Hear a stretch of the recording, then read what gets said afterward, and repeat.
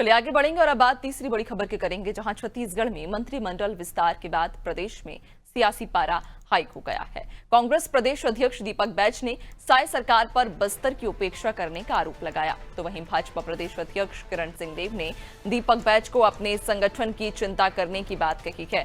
बताते चलें कि पीसीसी चीफ दीपक बैज ने कहा कि उनकी सरकार के दौरान बस्तर विकास प्राधिकरण के अध्यक्ष पद पर बस्तर के नेताओं को ही जिम्मेदारी दी गई थी।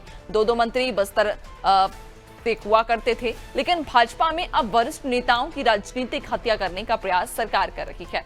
पीसीसी चीफ दीपक बैज के आरोपों पर भाजपा के प्रदेश अध्यक्ष किरण सिंहदेव ने ये पलटवार किया और कहा कि दीपक बैज अनुचित टिप्पणी कर रहे हैं। कांग्रेस प्रदेश अध्यक्ष को अपने संगठन पर ध्यान देना चाहिए। मुख्यमंत्री का विशेष अधिकार है कि वो किसे मंत्री बनाना चाहते हैं। पहले से की केदार कश्यप बस्तर से मंत्री हैं। इसके अलावा कोंडागांव विधायक लता उसेंडी बस्तर विकास प्राधिकरण की उपाध्यक्ष और वे स्वयं प्रदेश अध्यक्ष की भूमिका में भी हैं।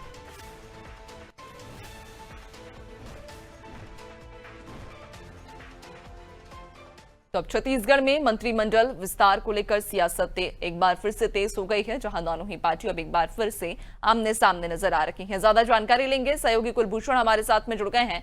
कुलभूषण, छत्तीसगढ़ में मंत्रिमंडल विस्तार को लेकर अब एक बार फिर से सियासत तेज हो गई है। कांग्रेस ये आरोप लगा रही है कि बीजेपी बस्तर की उपेक्षा कर रही है। जी बिल्कुल, जिस तरह से विस्तार हुआ और जिस तरह से मंत्रिमंडल में विस्तार हुआ, उसको लेकर लगातार कांग्रेस जो है वो सवालिया निशान यहाँ पर खड़ा कर दिया। हमेशा लगातार और वो एक तरह से सवाल करता है कि वरिष्ठ नेताओं को मौका नहीं मिला, बस्तर की उपेक्षा कर रही है। जहाँ नक्सल क्षेत्र बस्तर से बहुत सारे हमेशा ही मंत्री वहां से रहते थे, लेकिन इस बार केवल केदार कश्यप को वहां से मंत्री दिया गया और भी वहां पे मंत्री हो सकते थे, लेकिन बड़े नेताओं को वहां से मौका नहीं दिया गया। तो वहीं सरगुजा क्षेत्र से कई ज्यादा मंत्री बना दिए गए, सीएम के क्षेत्र से ज्यादा मंत्री बना दिए गए। तो इस तरह के तमाम चीजों को लेकर कांग्रेस वहां पर बातचीत जरूर करी है, टिप्पणी उस चीज को है।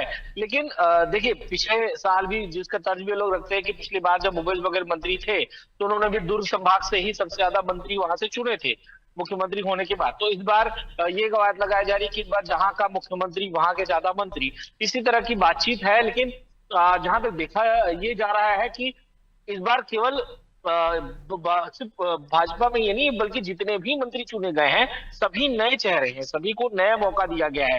पूरी समीकरण चेंज कर दिया गया है। केंद्र का फैसला था, सभी लोगों को, नए चेहरों को मौका दिया गया, नए सिरे से काम शुरू किया गया।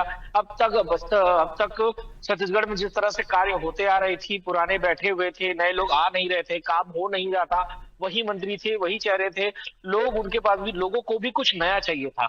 यही देखते हुए ये फैसला लिया गया, केंद्र और राज्य दोनों का ये फैसला था कि इस बार नए लोगों को मौका दिया जाएगा, नए सिरे से काम शुरू किया जाएगा। अब तक जो कार्य छत्तीसगढ़ में होता आया है उन चीजों को हटाया जाएगा।